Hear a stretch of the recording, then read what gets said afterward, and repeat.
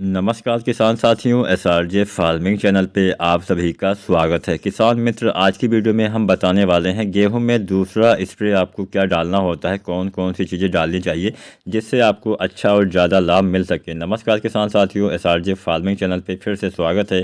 कोई भी सवाल हो, सुझाव हो, नीचे कमेंट के माध्यम से पूछ लीजिएगा। आप शर्माइएगा नहीं, हम आपके सारे सवालों के जवाब जरूर देंगे। और चैनल पर नए या पुराने हैं, अभी तक सब्सक्राइब नहीं किया तो सब्सक्राइब जरूर करें, साथ में बेल आइकन पर ऑल नोटिफिकेशन ऑन कर लें और वीडियो को लाइक शेयर करना मत भूलिएगा। चलिए वीडियो स्टार्ट करते हैं। किसान साथियों, दूसरा स्प्रे हमें क्या डालना होता है, हम इसी विषय पे सीधा बात करते हैं।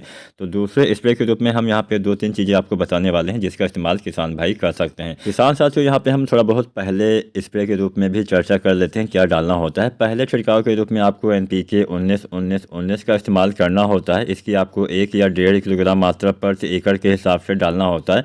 साथ में सागर का लिक्विड भी बहुत सारे किसान भाई डालते हैं, तो सागर का लिक्विड भी आपको 250 से 500 ml के बीच में मात्रा डाल देनी है प्रति एकड़ के हिसाब से। इसका इस्तेमाल आपको लगभग 35 दिन के आसपास कर देना चाहिए। जब आपकी गेहूं की फसल 35 दिन की हो जाए तब आपको पहला छिड़काव कर देना चाहिए। 30 से 35 दिन के बीच में आप डाल सकते हैं। तो पहला स्प्रे आपको यही डालना है। दूसरे छिड़काव में हम क्या करेंगे, दूसरे छिड़काव में किसान साथी हम डालने वाले हैं जो आता है NPK 05234।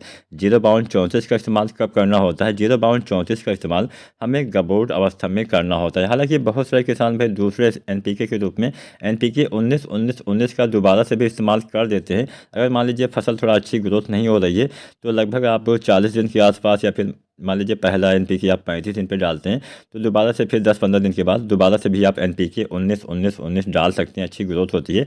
लेकिन मेरे हिसाब से अगर फसल अच्छी है तो आपको दोबारा नहीं डालना है। दोबारा आपको NPK 05234 ही डालना होता है और इसका इस्तेमाल गबोट अवस्था में करना होता है। गबोट अवस्था क्या होती है? जब बालियाँ तने के अंदर आने लगती है, तने का साइज थोड़ा सा मोटा होने लगे, तब आपको दूसरा छिड़काव करना चाहिए।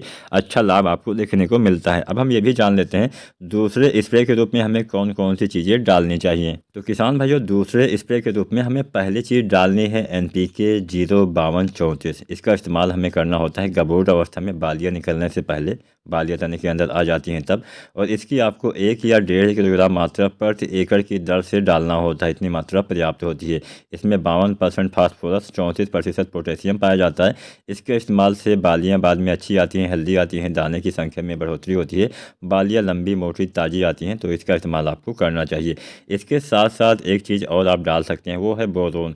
बोरोन के इस्तेमाल से पोलिनेशन काफ़ी सही रूप से हो पाता है। मतलब परागण प्रक्रिया, जो नर से मादा वाली प्रक्रिया होती है, वो काफ़ी अच्छे से हो पाती है। जब फ्लावरिंग की स्टेज होती है तब ये प्रक्रिया होती है। कई बार क्या होता है कि परागण सही ढंग से ना होने से आपके समस्त दाने का भराव नहीं हो पाता है। कुछ दाने बहुत पतले चिपके रह जाते हैं, अच्छे से ग्रोथ नहीं हो पाती है, मतलब दाने का वजन भी कम रह जाता है। तो अगर आप चाहते हैं समस्त दाने का वजन एक समान रहे, अच्छे से पोलिनेशन हो सके, तो इसके लिए आपको बोरोन खाद का इस्तेमाल अवश्य करना है।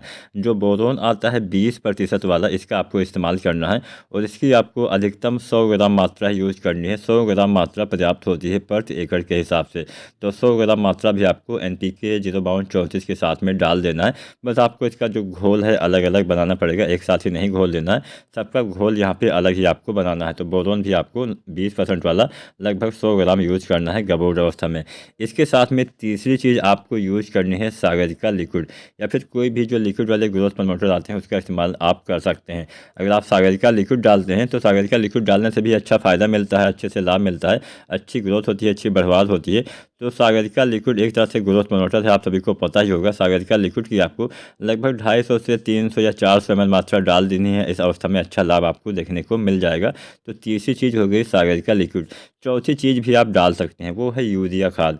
अब यूरिया का यहाँ पे आपको मिट्टी में इस्तेमाल नहीं करना है। यहाँ पे आपको कभी भी ध्यान रखना है, गबोट अवस्था में आपको कभी भी यूरिया नहीं डालनी है। यूरिया की समस्त मात्रा 50 दिन के अंदर हमें मिट्टी में डाल देनी चाहिए। तो यूरिया अगर आप डालते हैं तो आपको क्यों डालना है? यूरिया आपको तभी डालना है जब गबोट अवस्था होती है, मतलब जब बालियाँ निकलने वाली होती है, इस समय भी अगर आपके पत्तों में पीलापन है, नाइट्रोजन की कमी है, तब आपको यहाँ पर यूरिया का छिड़काव करना है, स्प्रे करना है।